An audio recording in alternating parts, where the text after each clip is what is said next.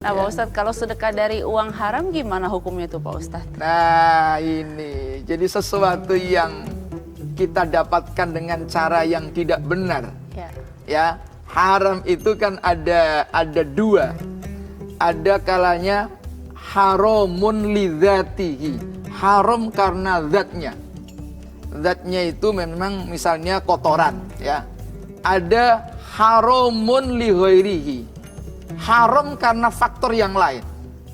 Mungkin barang itu boleh kita makan, tapi bagaimana cara mendapatkannya? Kita mendapatkannya dengan cara-cara yang haram. Ini haram li ghairihi. Nah, baik haram li dzatihi maupun li ghairihi tidak atau jangan diberikan kepada orang lain. Karena itu barang haram. Sudah tahu kita ini bahwa barang ini haram. Kok dikasihkan sama orang lain, kan sama mencelakakan orang lain. Iya, tetapi hukumnya gimana Pak Ustadz buat orang yang tidak tahu walaupun dia ini ya kalau gitu, orang yang haram. dikasih sama para pemirsa yang kami hormati, ketika ada orang dikasih sesuatu sementara kita yang menerima itu nggak tahu ini asal usulnya seperti apa, ya nggak mengapa, itu alhamdulillah rezeki. Tapi kalau tahu, ya sebaiknya jangan diterima. Kalau kita mengetahui ya Pak Ustadz, nah, ya kalau kita tidak mengetahui ya tidak masalah sebenarnya, itu poinnya Pak Ustadz kan. Betul. Nah Pak Ustadz, untuk kisaran besarnya harta yang kita sedekahkan menurut syariat Islam nih Pak Ustadz, itu sebenarnya berapa persen sih Pak Ustadz? Mungkin saja pemirsa Tawakal masih banyak yang belum tahu nih Pak Ustadz tentang kita lihat dulu pendapat masyarakat ya Pak Ustadz ya, sebelum Pak Ustadz jawab sebentar Pak Ustadz. Menurut saya sedekah itu sebesar 2,5%. Saya sih Mbak, dari 10% pendapatan saya. Kalau sodako menurut aku berapa persen pun itu semua tergantung dari hatinya, ikhlas atau tidaknya aja. Kalau menurut saya sih, saya belum pernah bersedekah.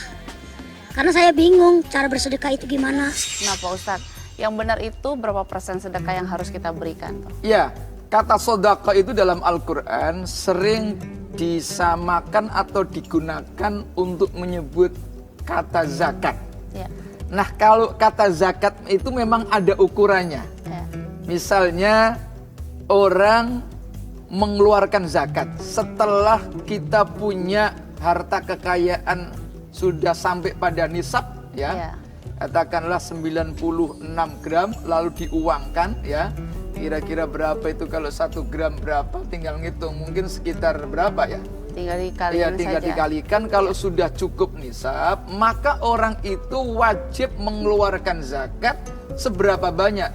Sebanyak 2,5%. Nah itu kalau zakat harta kekayaan kita. Tetapi untuk sodako tidak terbatas. Mau sedikit boleh, mau banyak boleh, mau dihabiskan juga boleh. Asal untuk kebutuhan setiap hari masih ada. Kita ini ada skala prioritas. Kalau mau sodako, yang terbaik adalah pertama kita berikan kepada keluarga kita, saudara, famili kita, lalu orang yang dekat dengan kita. Itu yang terbaik. Jadi ada skala prioritas kita dalam memberikan kepada orang lain. Nah sehingga sodakoh ini bisa dirasakan betul-betul kepada orang yang membutuhkan. Jangan sampai kita hanya sekedar memberikan sesuatu kepada orang lain, ternyata orang lain itu tidak memanfaatkan sedekah kita, tahu-tahu ditaruh saja, wah begini aja, ditaruh di belakang. Nah lebih baik kita berikan kepada orang yang betul-betul membutuhkan. Pak Ustadz, lebih mulia mana nih Pak Ustadz antara sedekah kayak sedekah infak dan zakat, dan apa perbedaannya dari ketiganya itu Pak Ustadz? Ya, semuanya adalah mulia, semuanya adalah perintah Allah Subhanahu wa taala. Hanya memang ada perbedaan yang sangat menonjol, misalnya perbedaan antara sodakoh dan zakat. Walaupun kadang-kadang kata sodakoh itu digunakan untuk menyebut zakat, tetapi ketika berdiri sendiri maka ada perbedaannya. Salah satu perbedaannya begini Mbak Angel dan para pemirsa, orang yang zakat ya itu memang hukumnya wajib. Kalau sodakoh itu hukumnya sunnah. Kalau zakat adalah harta tertentu. Tidak semua harta wajib dikeluarkan zakat. Ya. Kalau sodakoh itu semua harta, bahkan tidak hanya sekedar harta. Yang bukan materi saja juga boleh kita sedekahkan. Kalau zakat waktunya ditentukan setahun sekali. Iya, itu wajib ya. Wajibnya. Tapi kalau sedekah bisa tiap hari berkali-kali. Iya. Kalau zakat diberikan kepada orang tertentu, misalnya kita nggak boleh ngasih kepada orang kaya. Janda boleh apa enggak? Dilihat dulu jandanya. Kalau jandanya itu duitnya banyak, iya jangan. Anak yatim kalau kaya tidak berhak menerima zakat. Tapi kalau sodako boleh itu. Iya. Nah, termasuk untuk umat Islam. Kalau zakat hanya diberikan kepada umat Islam, tetapi kalau sodako diberikan kepada siapapun. Musliman kana al ghairu muslimin, baik itu orang Islam maupun bukan Islam. Jadi ada banyak perbedaan. Iya, dan hati-hati juga Pak Ustadz ya, harus memberikan kepada yang benar ya. Jangan karena janda kaya juga tidak boleh. Nah, itu anak yatim kaya juga. Betul. Kalau boleh zakat gitu ya, jadi ada 8 asnaf ya.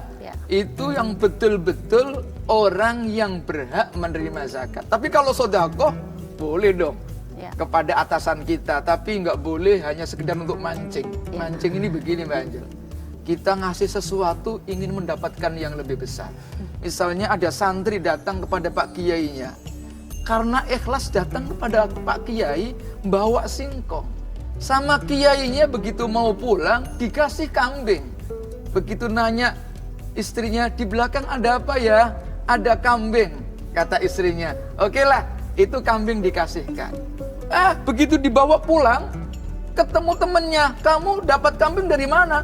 Saya datang ke tempatnya Kiai, alhamdulillah dapat kambing. Kamu bawa apa? Bawa singkong tadi.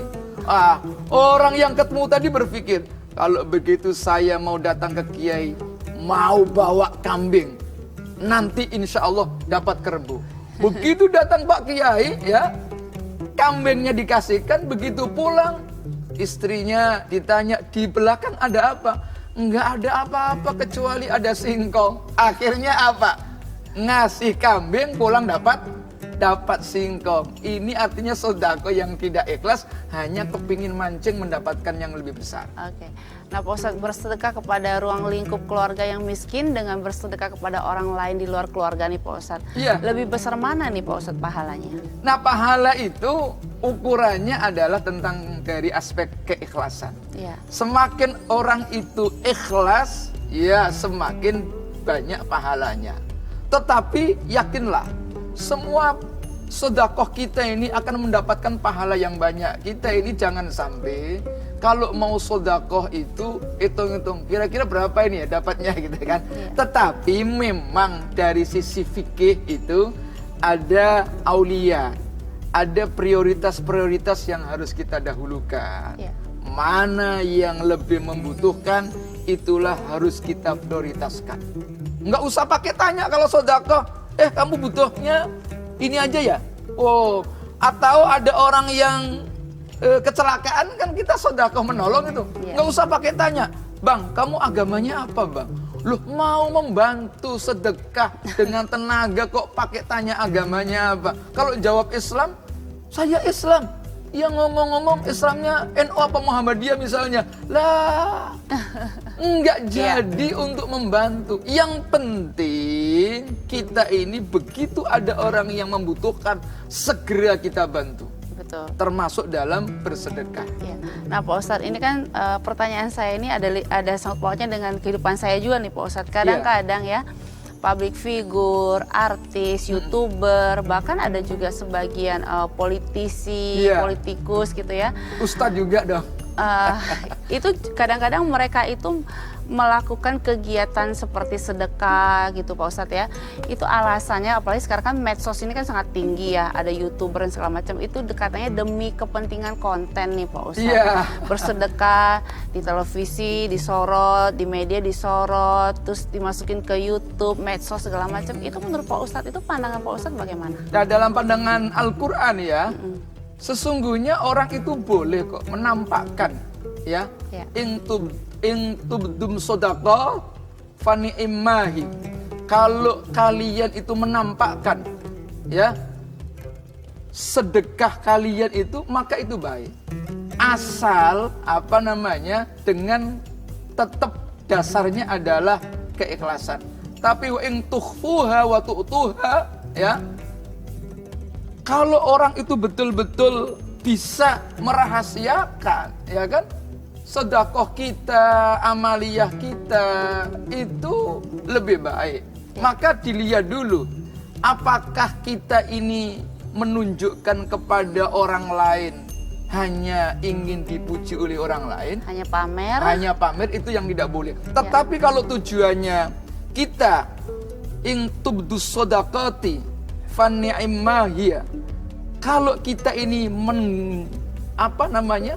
menampakkan sedekah kita ini untuk syiar, ya, mendorong sebagai stimulus, sebagai pendorong orang lain supaya kepingin sedekah kayak kita, maka itu tidak mengapa. Ya. Tapi yang dikhawatirkan karena ada tendensi tertentu. Berarti poinnya adalah walaupun demi konten, walaupun dipertontonkan, itu tidak apa-apa. Tidak apa-apa kalau tetap ada dapat pahala ya Pak Ustadz ya. pahala kalau memang Ikhlas. tidak karena ria. Iya, oke. Gitu. Nah, sebaik-baiknya sedekah adalah dengan ikhlas nih Pak Ustadz. Lalu pertanyaan saya, bagaimana ikhlas dalam bersedekah nih Pak Ustadz? Ukurannya nih Pak Ustadz. Iya, ikhlas itu memang sesuatu yang rahasia, namanya ikhlas. Jadi hanya Allah yang tahu. Tetapi ikhlas itu bisa dilatih. Salah satu latihan seseorang untuk mendapatkan keikhlasan, ini penting bagi kita semua, bagi para pemirsa yang ada di rumah, ya. Ibu-ibu, bapak-bapak, kalau mau sedekah yang ikhlas itu harus dilatih. Artinya apa? Kita biasakan sedekah orang lain. Jadi nanti kalau kita sudah biasa tiap hari, satu saat kita akan mendapatkan keikhlasan. Jangan sampai ngomong begini, saya sih nggak mau sedekah kalau tidak ikhlas. Kalau ngomong begini nggak mau sedekah kalau tidak ikhlas, insya Allah sampai mati nggak akan sedekah. Ya mungkin tidak ikhlas tahap pertama. Kedua, ikhlasnya 50%. Sedekah ketiga sudah 75%. Sedekah keempat sudah 100%. Orang yang sedekah dengan ikhlas, insya Allah satu saat bisa kita jadikan senjata doa untuk minta kepada Allah ketika kita misalnya dalam keadaan kesulitan. Nah Pak Ustadz, lalu bagaimana ungkapan yang mengatakan kalau kita sedekah sebaiknya tangan kanan memberi, tapi tangan kiri sembunyi nih Pak Ustadz? Iya, itu yang terbaik. Iya. Jadi kita yang terbaik tadi agar merahasiakan, digambarkan seakan-akan ketika tangan kanan itu memberikan, tangan kirinya tidak tahu. Ya, Itu betul. artinya gambaran keikhlasan. Jangan diumbar-umbar. Sedekah ceritanya kemana-mana, diomongkan kemana-mana, beritanya kemana-mana. Itu kan sengaja. Itu alangkah untuk menjaga supaya kita ini ikhlas. Kalau bisa sih ya, sedekah itu ya dirahasiakan itu. Walaupun alasannya demi konten tadi itu ya Pak Iya, Ustadz iya, iya. Ini kembali lagi nih pertanyaan saya, Betul. konten lagi. Walaupun nanti ya ada kepentingan, kalau itu kepentingannya untuk stimulus tadi, mendorong orang supaya bersedekah, itu nggak mengapa. Tapi lebih baik sedekah kita disembunyikan saja ya Pak Disembunyikan, Ustadz ya. ya. Lebih baik ya. Nah Pak Ustadz, kalau misalnya saya sedekah sama seseorang yang awalnya terlihat seperti orang kesusahan nih Pak Ustadz. Ya. Tapi ternyata ketahuan orang tersebut berbohong. Alias pura-pura miskin Iya, gitu iya. ya. Awalnya ikhlas, tapi ketika saya tahu saya malah nggak jadi ikhlas nih Pak Ustadz. Itu pahalanya tetap ada atau hilang nih Pak Ustadz? Iya betul, memang kadang-kadang ya kita ini salah memberikan sesuatu, Iya. tetapi bukan salah secara total ya. Kepada siapapun kita ini bersedekah itu sudah diterima oleh Allah Subhanahu Wa Taala. Nggak usah berpikir, wah dia nipu. Kalau dia nipu ya yang salah nipu, bukan salah kita. Jadi yang penting kita ini sudahlah ngasih kepada siapa saja yang sudah kita pernah kasih itu. Iya. Nggak usah dipikir-pikir. Jangan-jangan itu nanti oh pura-pura doang, pura-pura sakit. Justru malah kita ini belum tentu mendapatkan pahala, malah suudun kepada orang. Adapun kok ternyata ada Ketahuan. orang yang memanfaatkan dirinya, misalnya jalannya pura-pura cacat, atau gayanya ini pura-pura miskin. Salamnya aja beda kan kalau salam. Kalau salam Mbak Angel kan Assalamualaikum warahmatullahi. Itu pun kadang-kadang Assalamualaikum. Itu kan dibuat-buat. Tetapi biarlah dia seperti itu. Kita nggak usah berpikir, wah ini jangan-jangan saya ditipu ini. Sudah, kalau mau ngasih aja. Kalau toh ternyata tahu, ya sudah nggak usah kita sesali. Udah itu sudah dicatat oleh Allah Iya, itu sebagai sebuah urusan kebaikan. dia lah Pak Ustadz ya. Betul, Yang ya. penting kita memberikan secara ikhlas. Itulah mungkin itu yang tadi Pak Ustadz katakan, itu juga bisa menjadi satu ukuran ikhlas dan tidaknya Pak Ustadz ya. Nah, amalan doa apa saja nih Pak Ustadz agar kita dan saya juga dan pemirsa di rumah nih bisa rajin bersedekah nih Pak Ustadz. Ya Allah, ini sebuah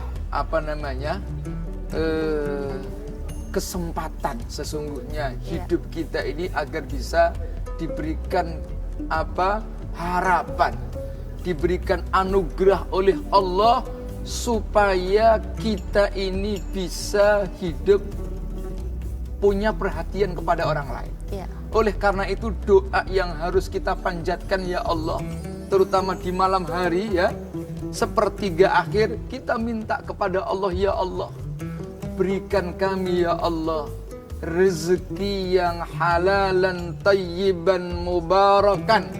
Berilah kami rezeki yang banyak, yang halal, yang baik, yang berkah, sehingga kami ya Allah diberikan peluang bisa membantu sahabat-sahabat kita, teman-teman kita yang kekurangan. Insya Allah doa kita diijabah oleh Allah Subhanahu wa taala. Amin. Baiklah Pak Ustadz dan pemirsa yang dirahmati Allah, sampai di sini dulu tawakal hari ini. Sampai berjumpa lagi di episode berikutnya insya Allah. Wassalamualaikum warahmatullahi wabarakatuh.